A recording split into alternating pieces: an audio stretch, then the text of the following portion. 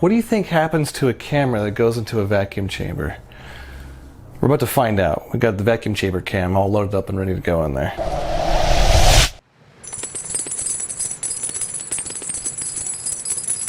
Hey, Skyler here from the Mint Changeyoucanwear, and today we're going to be making a coin ring out of a Morgan dollar and a bunch of this. Shredded up old money.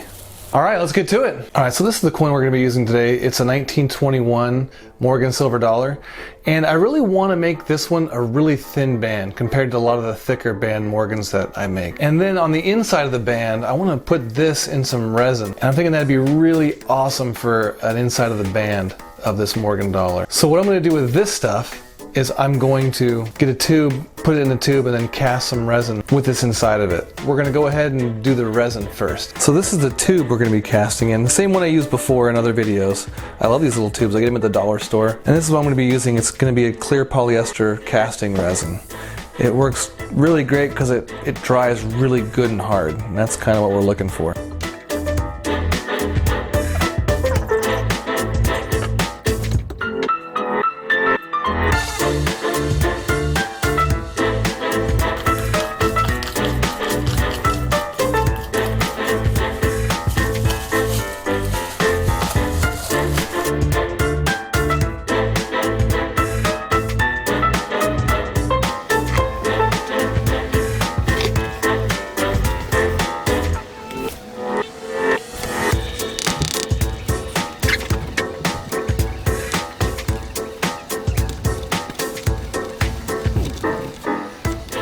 I'm a little surprised that the resin isn't going down into the money nearly as quickly as I thought it would. At this point, the resin's so full to the top too, when we go to put it in the vacuum chamber, it might spill over.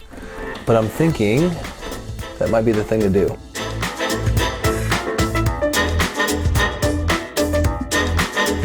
All right.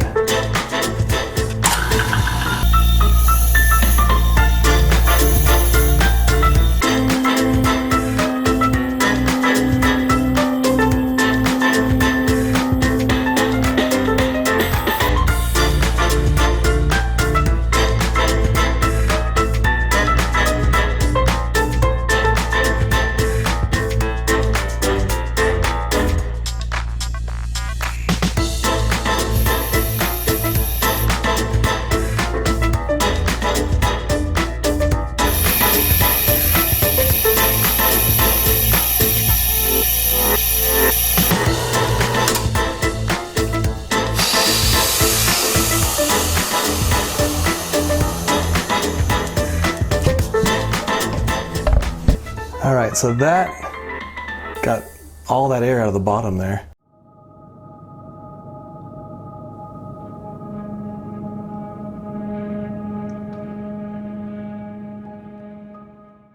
Now this is all dried up. It's been sitting over the weekend. Now it's ready to come out of the mold. But before we do that and start to turn it down, we're going to start working on this. First step, cut a hole. The largest hole I have in this punch set is a 3/4, so that's what we're gonna do.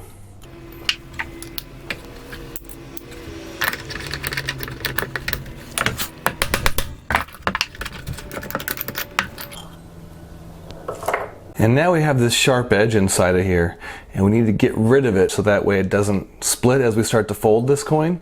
And I get a lot of questions about what this tool is, but this is the tool that we use to deburr with. And guess what it's called, guys? It's a deburring tool. That's all it's called. And I get these on eBay.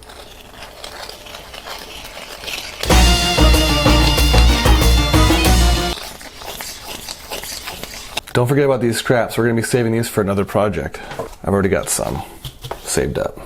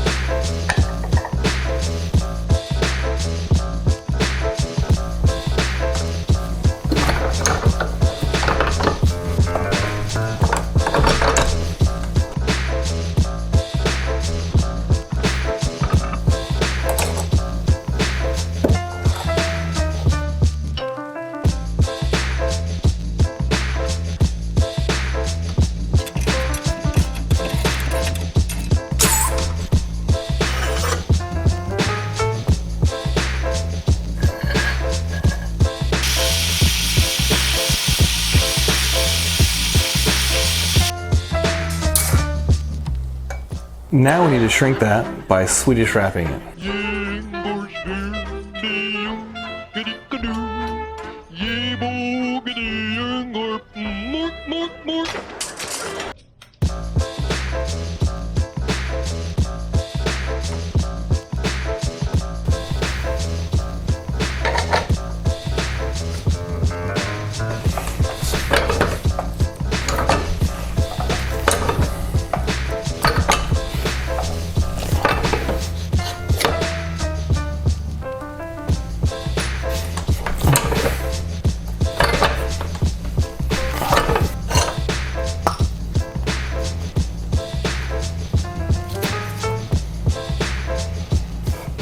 All right, now we have the coin ring like this. And what we're going to be doing is cutting this inside out so we can put this epoxy money inside. In order to do that, we're going to take our boring bar on the lathe and cut this whole inside out.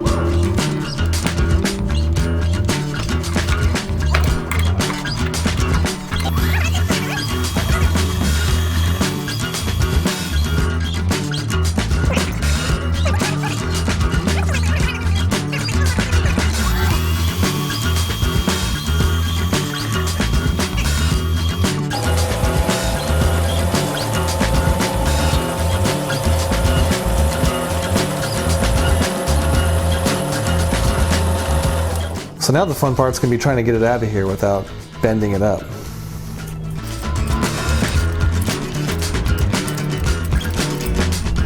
Gotcha. So now that we have it thinned out like that, look how wide it is compared to like a regular ring. Like this is that Hawaii sand ring I made a while back. I love that thickness, that width of the band. This one's quite a bit wider still. So I'm going to start to thin it out as much as I can. And we're going to go do that on the sander.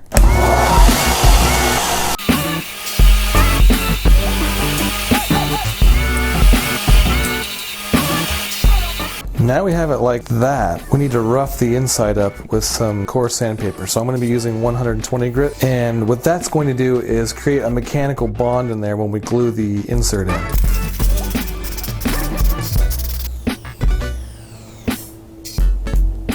Now we're back to this thing. We got to cut this out of our mold and start to cut it down so we can fit it into our ring. I just started looking at it a little closer. Check this out. It's hard to see on camera, but there are loads of little holes in it. There was way a ton of air when this thing finally cured. This might not work. We might have to try casting this again. Let's cut it down and find out though.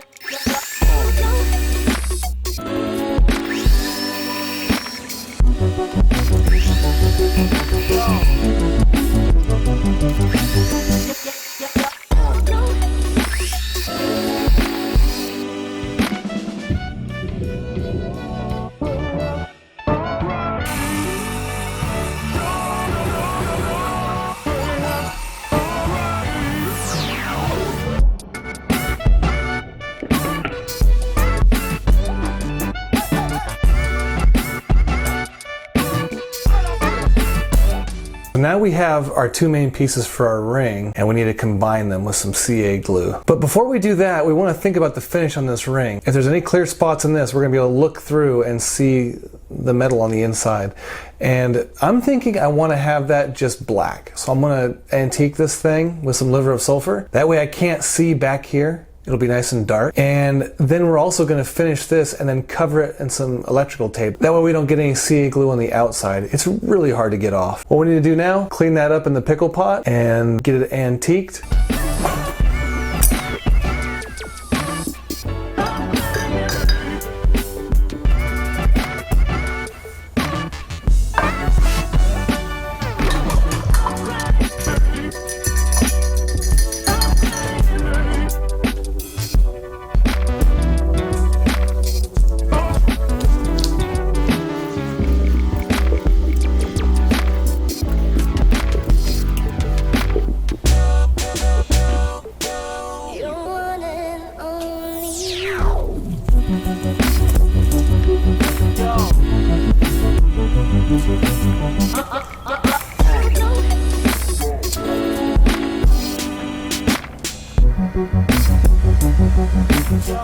the CA glue wet the surface, you can see how nice it's going to look once it gets polished up. Okay, I think it's pretty much dry now.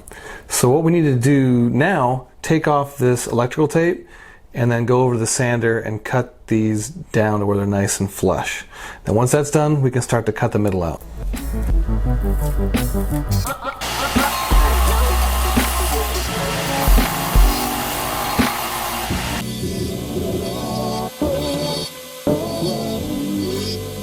Now we're going to cut the middle of this out and then cut it to size.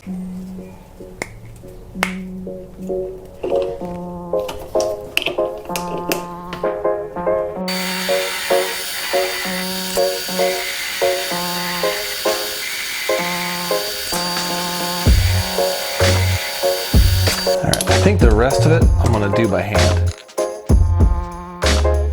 Now that we have it off the lathe and it's really close to our target size, we're just going to finish by rounding the outside and the inside out, and then we'll start to polish it.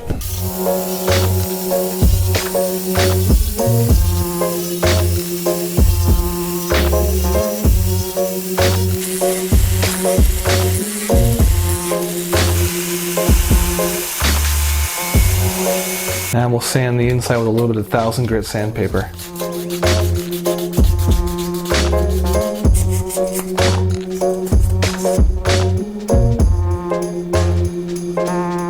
And we'll move on to just a little bit of 4/0 steel wool.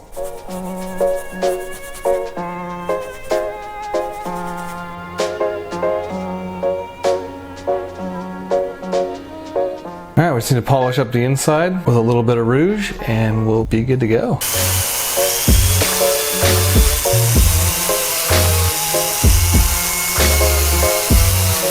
Alright guys, thanks for watching to the end of the video, and be sure you check out the link to this video for the complete tool list giveaway. We're getting really close to the 200,000 subscriber mark, so keep an eye on that. And if you enjoyed the video, give it a like. And also, if you guys are subscribers and you haven't got the bell on, then good for you, you know. Try to ask for all that stuff that boosts my video analytics, but I just don't feel right doing it. Alright guys, thanks for watching though. See you next time. What? You're so stupid. Nobody just Who's stupid now? And goodbye.